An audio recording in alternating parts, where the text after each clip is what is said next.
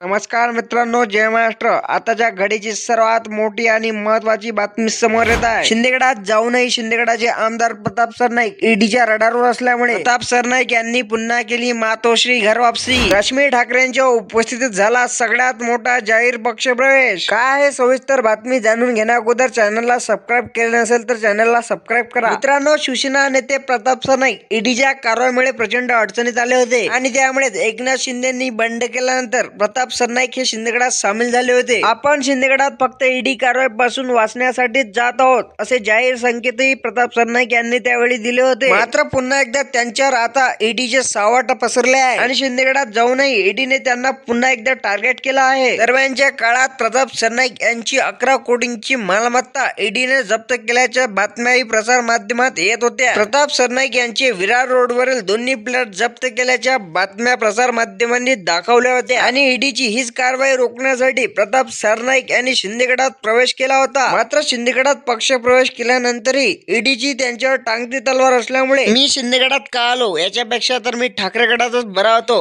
असं प्रताप सरनाईक यांनी मीडियाशी बोलताना म्हटलं आहे. त्यामुळेच प्रताप सरनाईक हे शिंदेगडात खुश नसल्याचं म्हटलं जात आहे. त्यामुळे येत्या काळात प्रताप सरनाईक हे शिंदेगडाला धक्का देऊन पुन्हा मातोश्री परततील का हे पाहणं महत्वाचं ठरणार आहे. त्यामुळे मित्रांनो, तुम्हाला याबाबतीत काय वाटतं ते नक्कीच कमेंट बॉक्समध्ये कमेंट करा आणि व्हिडिओ आवडला असेल तर व्हिडिओला लाईक करा.